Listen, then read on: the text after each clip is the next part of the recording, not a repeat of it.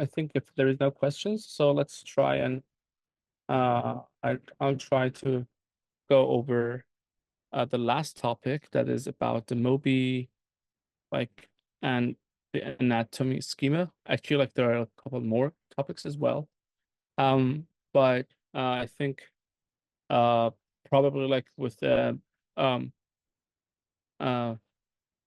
I'm gonna try and see like if I can be successful in introducing how this can help with our multimodal recordings and how to describe it, agent behavior, for example, and probably like I'm trying to do that with a um, with a known data set, basically that has a behavior response and has a feedback, for example.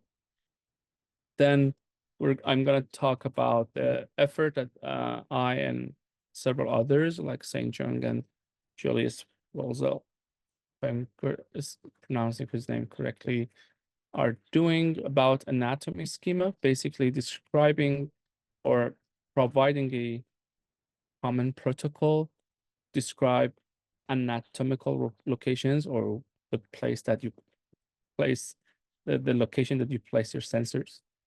And then I'm going to talk about the need that we have for to describe spatial relations and existence.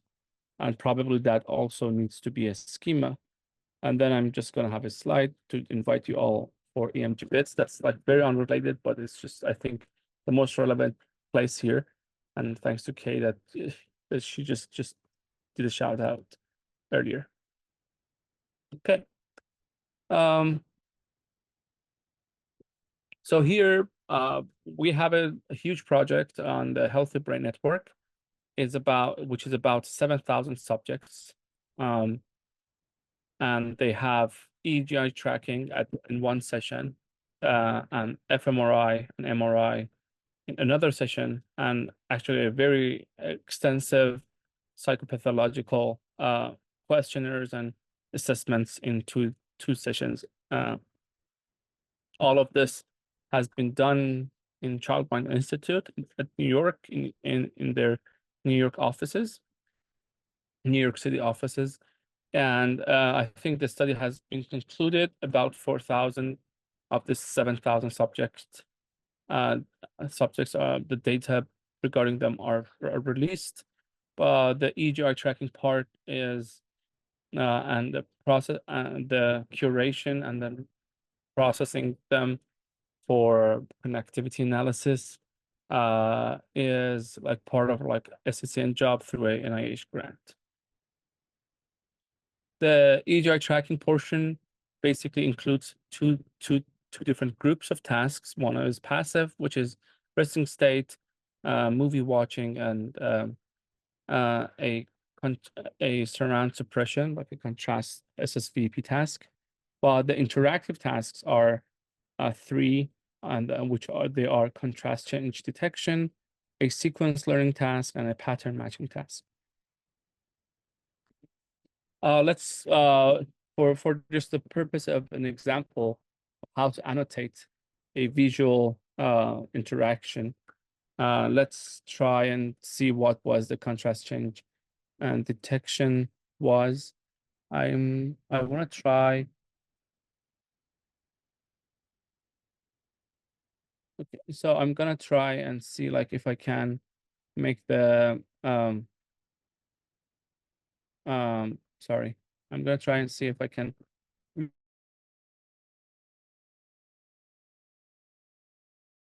make this work. Optimize.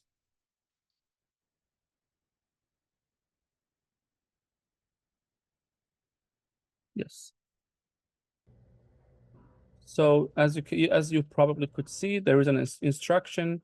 There is a grating, like a 2-disc grating, and they can lean left or right, and the subject is asked to press left or right mouse button for if they perceive that. And then I apologize if my internet is patchy and is not as effective, and you might not see the full image, but let's try and see if you can uh, detect that uh,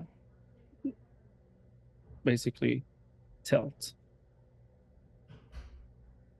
So this was a left tilt, for example, and the response was correct. This is also a left tilt, and the response was correct. And this was a right tilt, for example. Let's stop it and then let's move forward. So basically, what happened if you couldn't see the image or just needed to describe the task? There is a two graded disks rotate or just phase reverse in different directions. The contrast starts to change. So there is a contrast between these two disks.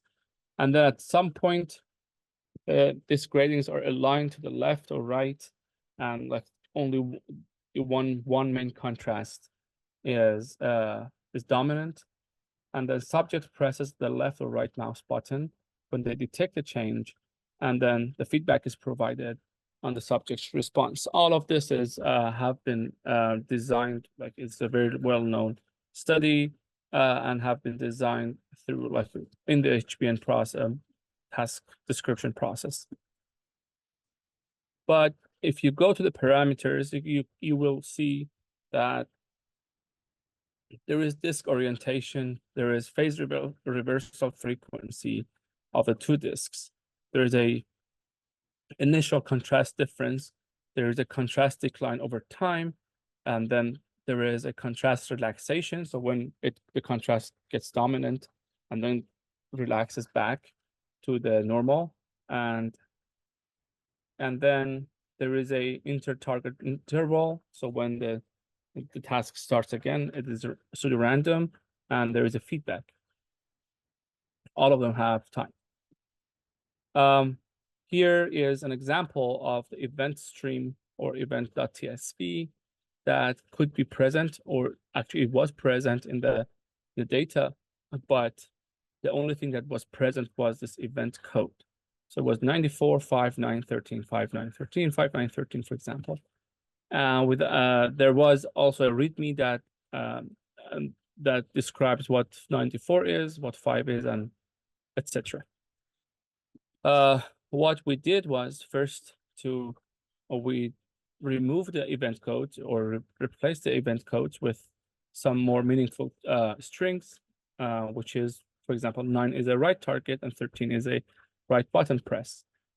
And then the feedback, unfortunately, was not present in the EG dataset. For example, we had to pull it from another stream of files, which were in the behavioral folder.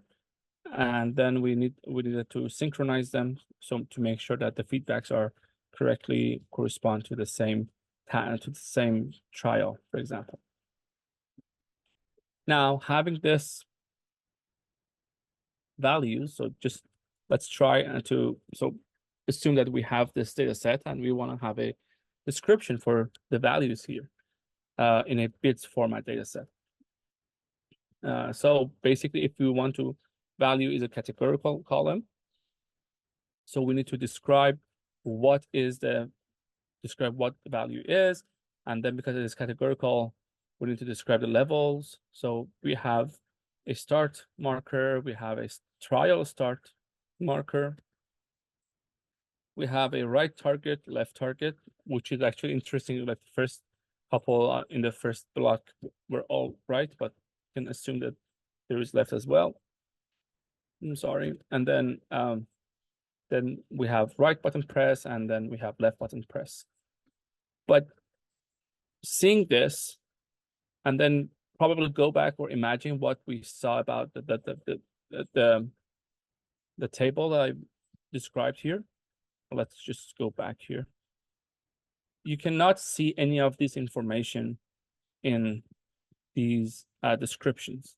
They're not present here. And basically, there is no mentioning anywhere that this is a disk.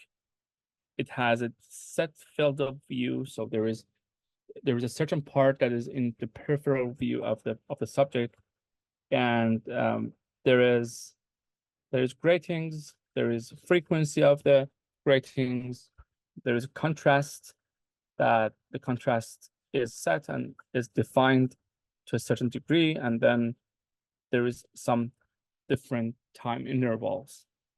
Some of them can be deducted or deduced from the table, from the event stream, but not all. So if we try, so I think at least for me is one of the most important parts or benefits of HED is that it tries to describe what happens much more completely, not getting all of the what happened, but still as much as it is possible currently.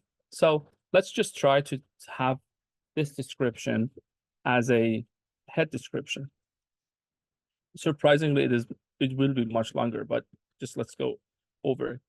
So basically, we will have several definitions for each of the tasks that we had. So this just basically goes underneath that levels part.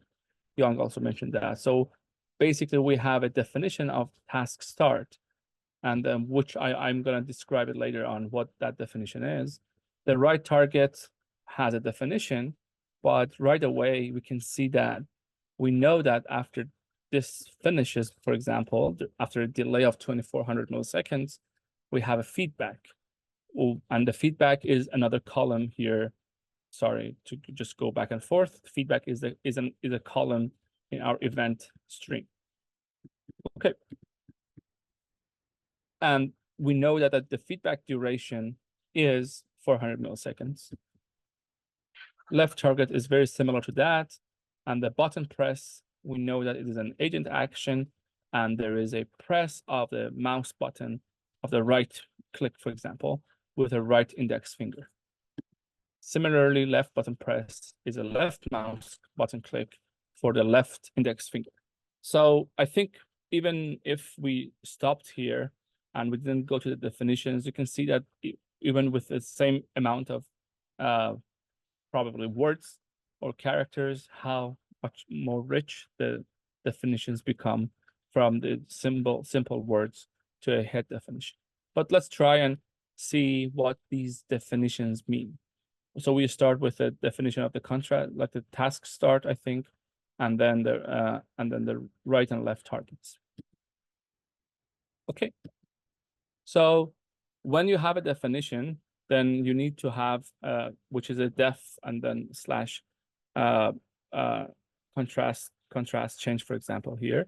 You need to define it later on underneath at the end using a head defs, and then instead of def contrast change, it will become a definition contrast change, which then the tools will understand that this is a description of that definition. And for that, we just want to describe what happened with the contrast change start. And it just describes, it is a visual presentation. There is no audio, so there is no auditory presentation, for example. The visual presentation has a background, and the background is gray. The visual presentation also, so this is like grouped together. Still, we are under visual presentation, or it also has a foreground. On the foreground, we have a dot, only one dot, and the dot is white, and it is at the center of the computer screen. And with this, we also are recording the data.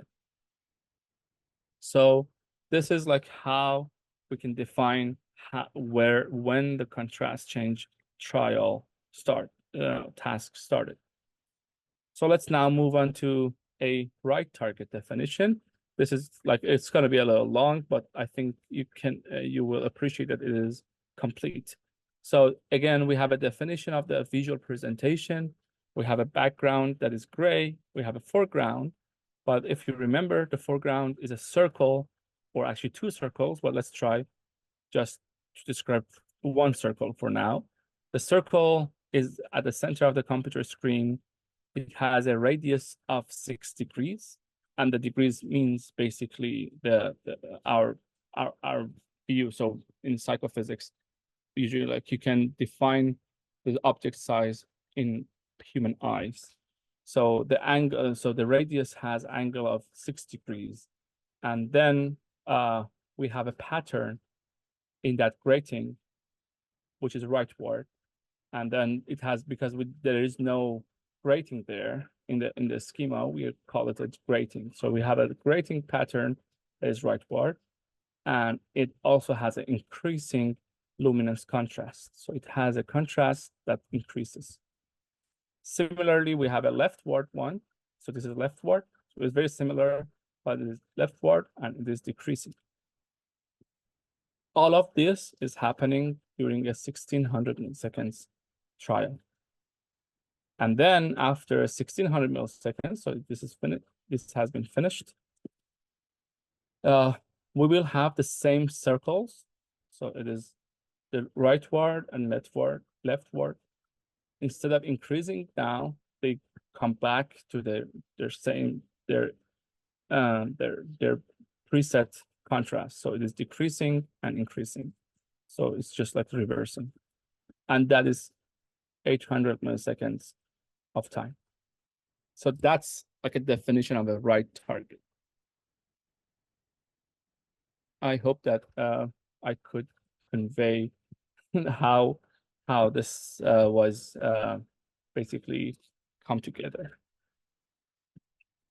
Okay, so for practice, a definition of a left target is actually a copy and paste, but with a very simple change, and that change is just changing the increasing, decreasing to a decreasing, increasing. So it's just like changing the order here will create you a left target. So here you just do a left target, change the definition to left target, which is not here actually.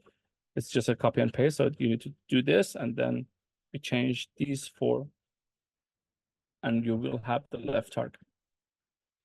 So for this part, I just want to say, and this is like basically my one example of how you can annotate a user response to a stimulus and getting the feedback from them.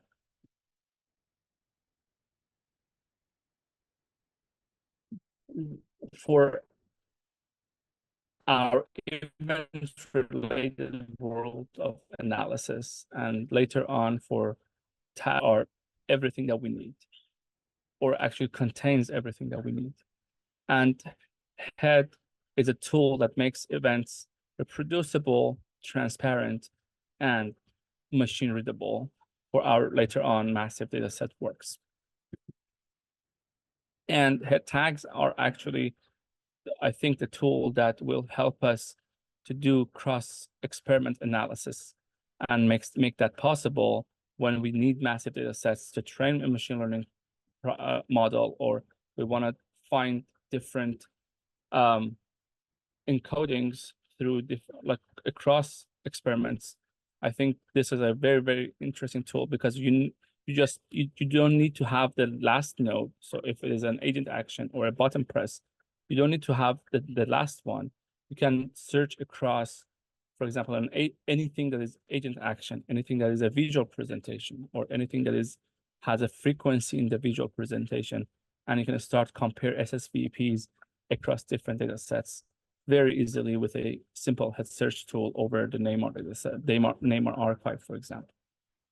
So this is my first part of presentation. If you have any questions, just let me know. Otherwise, I'm gonna go the anatomy schema.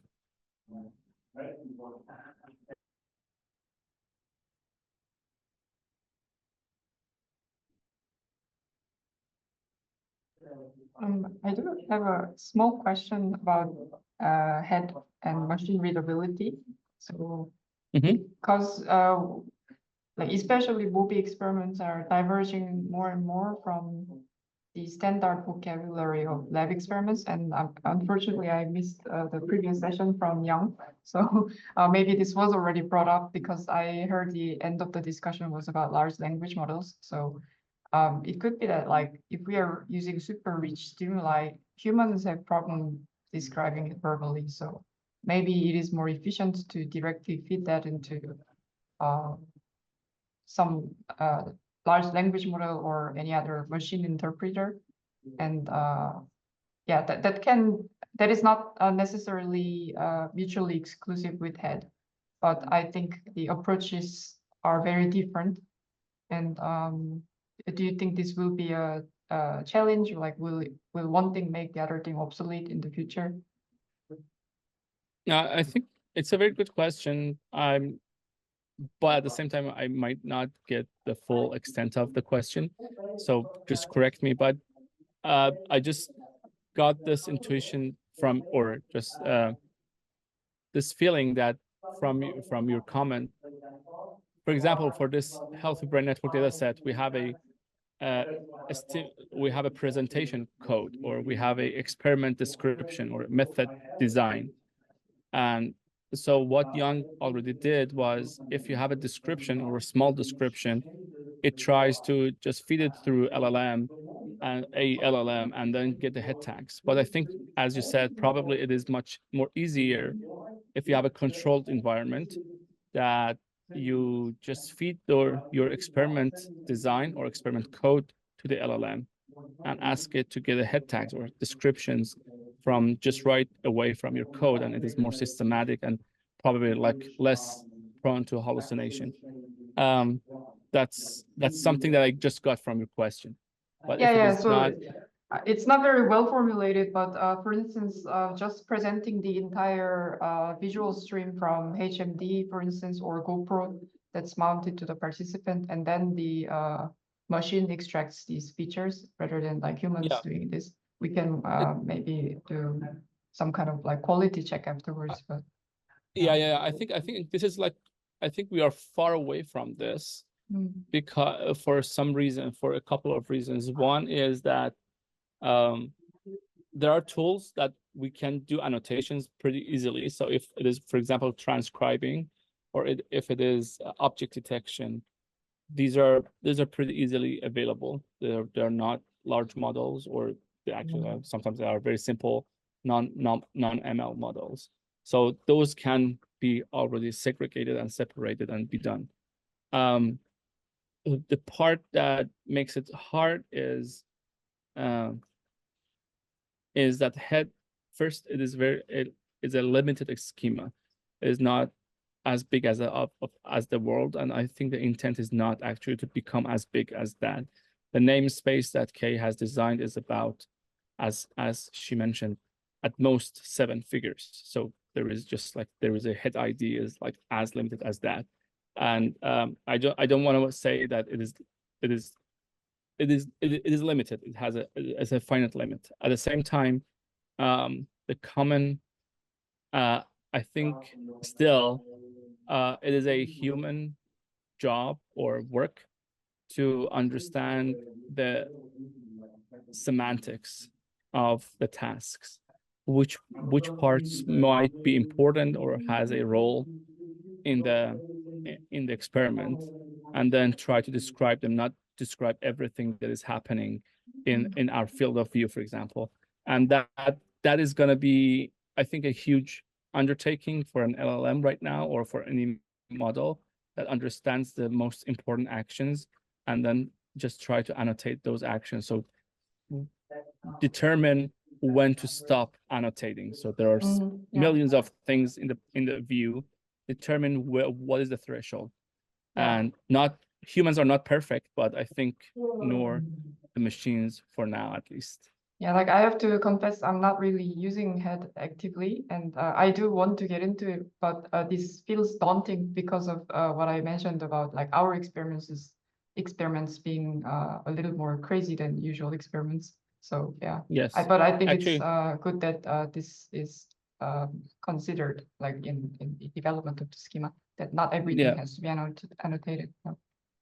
Actually, I think toward the end of this, I just have a couple of slides to invite you and others who are working in this environment to let's try and see how we can make a spatial relation schema or existent schema as like it was suggested like probably 40 years ago, 40, 50 years ago, about like when the people were starting to do filmmaking and having like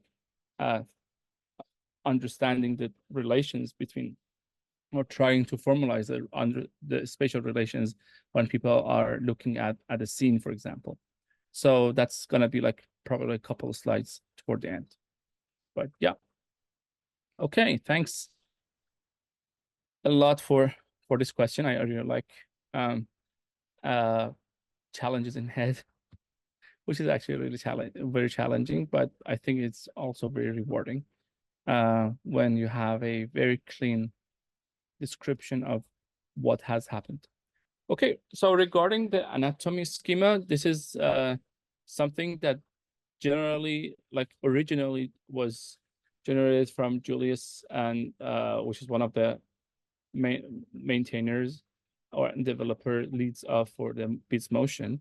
And he presented his ideas for a sensor placement schema or sensor anatomy schema that to describe motion capture, IMU, sensor placement. And then we met for about a year or more than a year right now, and then regularly. And we have a couple of proposals or a series of proposals that we wanted to describe and run by the community. I'm glad that I have this this venue to describe it to everyone. Okay, so we know that the sensor locations are essential for having an accurate mobile brain body imaging. This is have been done, several work have been done for EEG source accuracy and have been connecting that. This is like and one of my favorite works from Zainab, Colin Char, and Scott in like about, I think more than a decade ago, that this one shows that if your sensor locations goes backward or sideways, how much error you can get in your sensor, in your electrode, in your source locations, and it can be as it is not, it is, and it is just 5 millimeter, 5 degrees of rotation. And it is not surprising that you can get as large displacement in the source domain as like about a centimeter. And interestingly, however, the anatomical landmarks have been overlooked because they are just not electrode locations. So here we, when I was a PhD student, I just did a very small project in that I tried to just have the electrode locations same, but just move the landmarks. So which is basically shifting the whole electrodes together, very similar to what Zainab and Scott did a few years back, a couple of years back.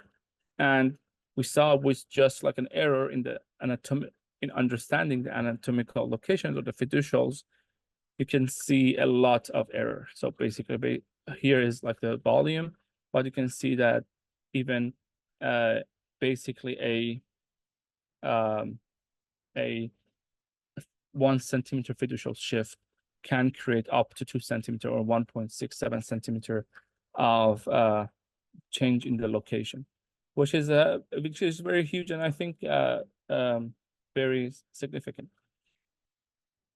So with all of this, SCCN has with the collaboration with Filtrip, has developed a visual toolbox called Get Channel that you can do a 3D scanning. I presented, like, and then you can do you can mark the electrode locations precisely.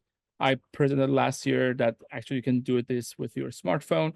It is not very fancy. It is just like as simple as just scanning using your smartphone, and it is just like a couple bucks, or at least $100, at most $100 if you use your smartphone. So we know this already in the brain imaging domain. At the same time, I think we all know like almost, that the sensor placements can be as important as that. We know that especially for EMG, and then there are some studies for mocap, for motion capture, that shows that how those changes can also change the inverse dynamics in our analysis. So I just go with the EMG because I'm just a little more familiar with that. We know that EMG, there is a CNIUM work group that has provided a guideline how to place the sensors. They provided also, again, fiducials or anatomical landmarks. And then they try to make a recommendation, which is usually here on the location, that based on the two fiducial locations on how to put your sensors. The problem with CNIUM, and sorry, it is not ontologies, but other guidelines, for example, is that they fail to generalize to every anatomical surface point. For example, high density EMG has a different sensor placement and a standard, but you cannot use the CNIUM guidelines and adopt it to get to the high density EMG because it cannot reach to those locations. So for having an anatomy schema or a platform to describe every place on the human body surface, we need to have a schema. We need to have a set of rules.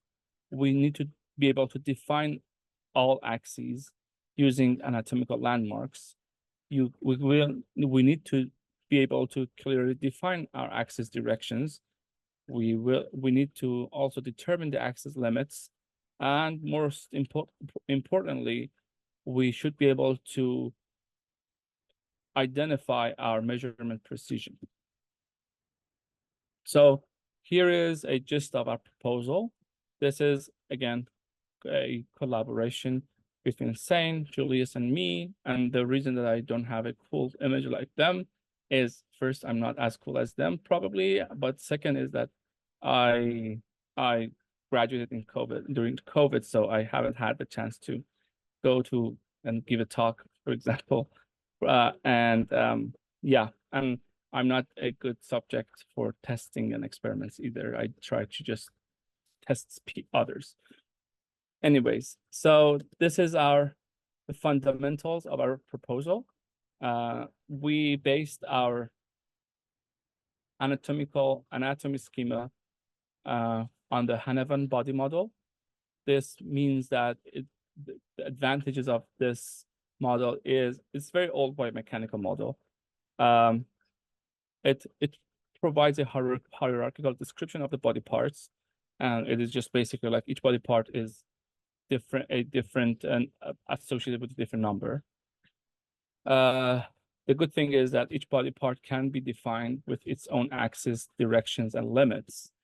And then a placement on this body part, for example, here, for example, can be defined as another hierarchy, which is a body part X, Y, and Z.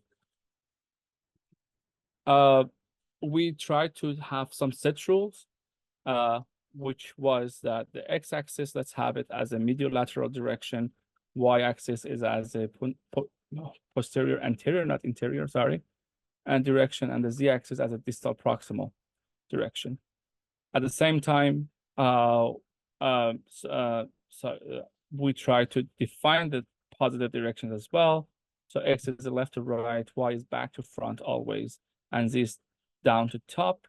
There is a small asterisk here that sometimes like our body's parts are not like not making a orthogonal left, right, top, bottom, and back to front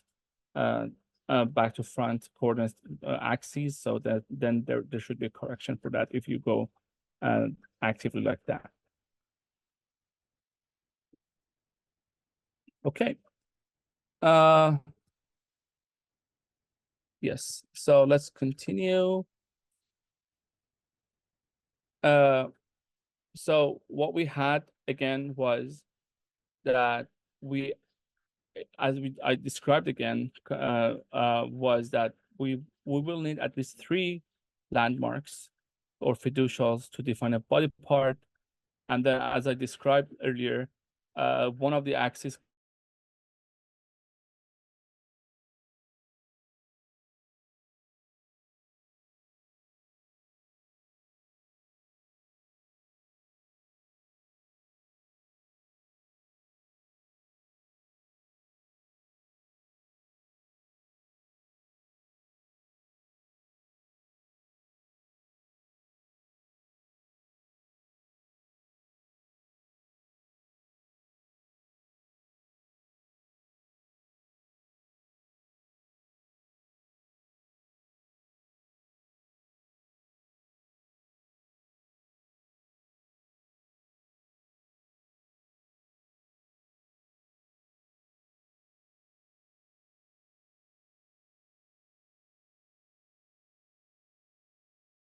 Very sorry, I got disconnected. I'm so sorry, I got disconnected. Okay, so can you see my screen? I cannot see the slides Okay, let's now. try again. Still loading. Oh yeah, now I can see it again. Okay, yes, great. Sorry for this disconnection. I don't know what happened exactly. I was Okay. at the beginning of this slide, yeah. Okay. So again, like the rest of the fundamentals were that we need still three landmarks to define our axes. One of the axes can become relaxed to not follow the previous rule of back to like for X, Y, and Z, because sometimes our body parts are not exactly in X, Y, and Z as we defined it. You can see the proposal at the Julius's GitHub page at this address, but I'm going to try and describe it here as well. So we have a huge landmark table, and we try to describe every Hanavan body part here, but with understanding that head would be a very good tool because it is hierarchical, it is very clear, and can define or describe our sensor placements very well.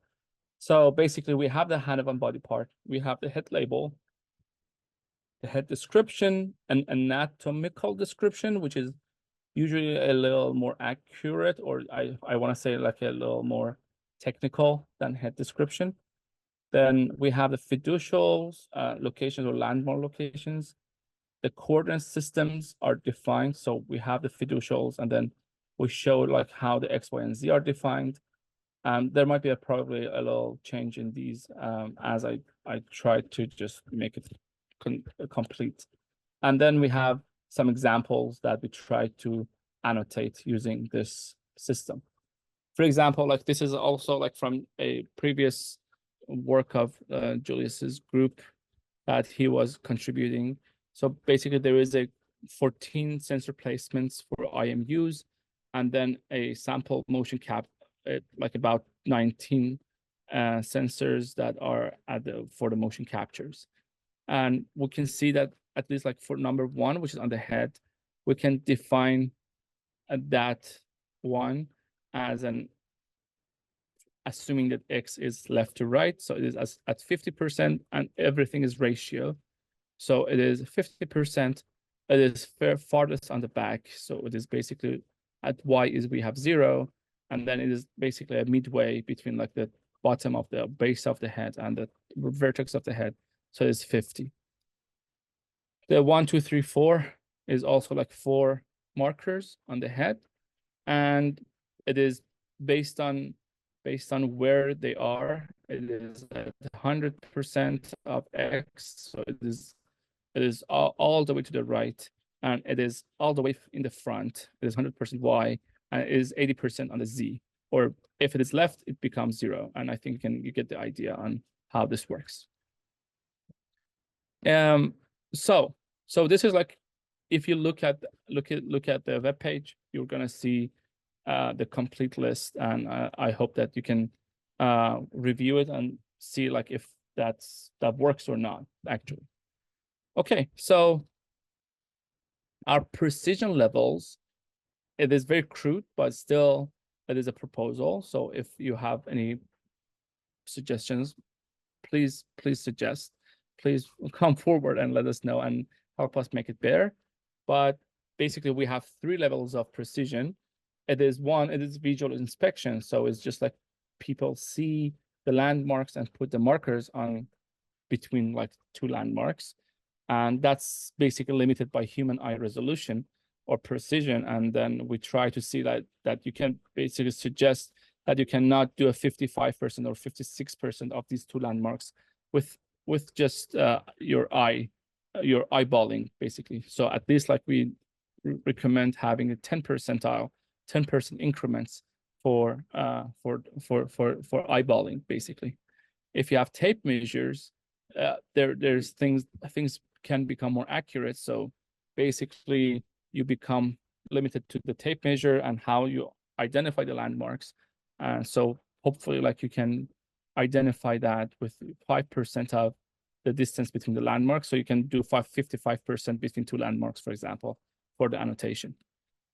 And then later on, if there is 3D scanning of the whole body or the body part, then you can go actually like well beyond the 5%, probably at the 1% or even below that. So you can go really on 39% between these 2 landmarks. And the good thing with the ratio, so having a landmark is landmarks and then ratio of that is that from the anthropometrical values. So we have we usually, when we know the body height and probably weight, we will have a good estimate of how long the distance between those landmarks are, and then the ratio just becomes as easily as transferable to a absolute value. Okay, so this is not a head valid annotation. It's just like a probably suggestion or how we could view it. So as you could see, we can have a body part, and then we can use a tag that is already available, X position, Y position, and Z position. And then we can have the ratios here as well. And then we can have a precision level here as well. The precision is not available in HED right now in the way that we described it. The other problem, the other problem is that the X position, Y position, and Z position for every body part is different and is defined based on the landmark. So this requires an extension or anatomy schema to the head for head, like a partner schema that would define X, Y, and Z and the relations for each body part. The body part, however, is mostly compatible with current head definitions or the 8.3 head definitions. Okay, so that's my part on the head annotation, on the anatomy schema and head, and yes, yes, Seyed also shared the link to our proposal in the chat. I think I can stop here and ask if there is questions, and then I hope that there is questions or interest in collaborations or critique. And yes, yeah. Yahya, this is Scott. Yes. Naturally, you probably thought of the possibility of using neural networks to go from video to to do the same thing as that we're doing at GetChanlocks with EEG channels, but doing it on the body with IMUs or whatever type of sensors you may have, including EMG. and to do that automatically. In other words, to go from an image or video to a head annotation of the location of sensors in particular. Do you have any thoughts about that? Yes, yes. So this is actually the 3D scanning part, basically, of our precision realm or level. Yes, there is a couple of considerations involved. First, right now there are tools actually like that are pretty stable that you can do a video or from an image. It can estimate the body composition of a person. It's like a nerve mechanism that tries to fit. Like if you go around the person, it works very well. It tries to fit a mesh model to a body, for example. And I think, I mean, we have it is very stable. There are several toolboxes for that. However, there is also one consideration is how from that mesh we identify the landmarks. That's going to be a little challenging because people have different body compositions. However, there is like, as I think we talked earlier in our small group, for example, the Unity, there is an effort in I think in Unity that like basically they identified 12 templates of body parts or body composition templates. So from skinny ones to just probably like obese, and across gender and across race, and probably like with that and identifying landmarks on those 12 templates and trying to match them to our, for example, subject.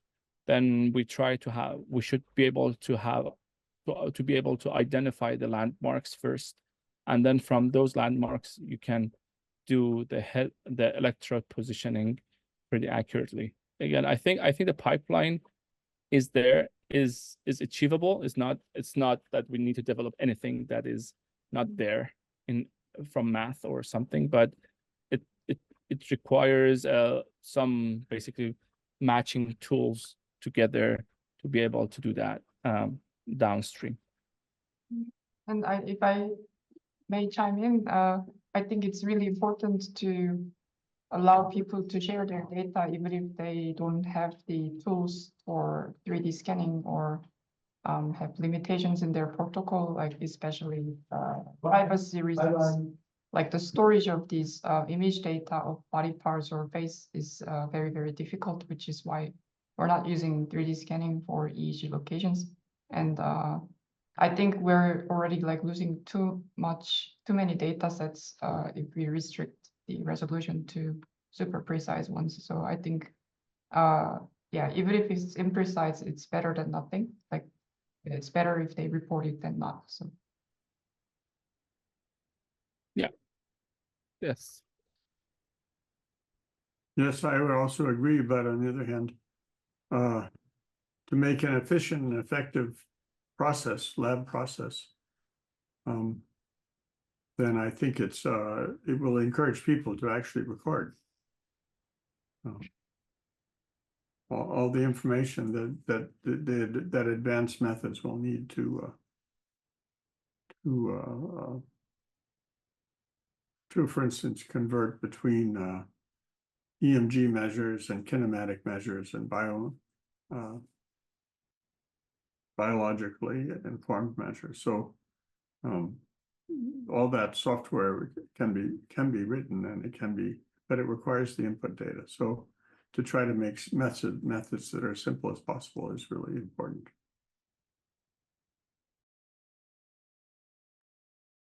yes, I agree. I think once like all of this becomes, I think basically we need an effort to make tools that doesn't store data, for example, 3D scans, just apps that identifies the locations, and then the person, the scanner, the person who scans the head or the body can just confirm on the fly and just have that the information or text file stored for later use. I think we are a few steps away, probably a few funding cycles away from that. So, and let's see how we can do that. Okay. I think the last part of my almost the last part of my presentation is about a necessity of having existent schema. And I wasn't familiar with this at all like a year ago, but basically in every storytelling or story narrative and cinema movie making textbook, they define a scene and an action, a continuous action in the movie, as at least like one small part of it is events and also existence, anything that exists in the scene, for example. We already talked on HED works with events because it is how we call event descriptors. And so it very good, very efficiently defines and describes actions and happenings. But at the same time, we also might, as equally important, or at least important, the chapter is the existence, where these events have been taking place. So what if there are multiple characters, or if the settings are different, how we can define those and how we can define the relations between those as well. This is like just from a very, very famous textbook from 1980 on the story and the way that we can define stories and analyze the stories in movies, for example. So I want to just, this is like my understanding. It's just like very limited, but still. So you can see like this is like the old schema that we have under HED. It's 8.2. And you can see that, can I? Yes. You can see that like from all of this schema, what is about spatial relations and environment is actually like a little very small or succinct, and basically it is the spatial relation is down, the environmental property is up top. It is just spatial relations. It's not about what you can see and describe about the world. Actually, that goes under item and under object. So here, when you expand it, it's actually like a pretty rich one here. So you can define primitive shapes or even like more accurate shapes, foreground, background. Those are like relations, but then there are many things here as well. But the relations are of these things are need more attention. This is an example that we have for the Healthy Brain Network, in which participants actually like look at the movie, and then we try to do an annotation. You can see like here, let me just play it. If it's, I hope that it can be played efficiently. So you can see that like we have the boy action here, and you can see like how accurate the boy action can be. It is just like the boy's mouth opens, closes, and we can actually identify many of that with HED. However, as you might see, let's just this plays out. I think it's like 10 seconds. The relation of this actions of the boy within the environment, the changes of the scenes, and what is included in the scene. That's a hard job to annotate and implement, either using HED or anything else. I don't have much experience in that, but I think I understand the necessity of that. And then to describe this spatial relation existence, I just wanted to just raise this as probably like because we have this MOBI community, and many of us are working in the naturalistic settings with many things that exist in our field of view, in our experiment design. So I want to encourage an effort to try to annotate that. The last one, which is I think like it's just like very late, but the last one is an encouragement to have the to join the EMG BIDS effort. As you might be here for Seyed's presentations or on the Seyed's workshop, Seyed and Julius's workshop, BIDS is basically like to try to make the dataset structures tidy, reproducible, and having enough metadata so we can do analysis or reanalysis of the data. I created this request a while back, but at the same time, it just got traction from the community. Actually, like Alexander Granford, the original creator of MNE Python, which is now at Facebook, Reality Labs, as a research scientist there, joined the effort because they have a massive EMG data sets. Robert Unstenveld and Sarah Pernay and others also chimed in. So there is a good community involvement, but I think from the biomechanical MOBI community, those who had worked very specifically with EMG, bipolar EMGs, and like EMG, like multiple EMGs, whole body EMGs, I think there is a gap there to have their views and their comments for this for this proposal. This is an official BIDS proposal, and then basically what will happen is that there is a Google Doc that we developed for specifications. There are some supporting Google Docs. This was first an high-density EMG request, but then it became a EMG high-density EMG request to add annotations, add definition, the BIDS specifications for that. And with that, thanks a lot for joining in. And that's, I think, my last slide. And yeah, that's it. Thanks again.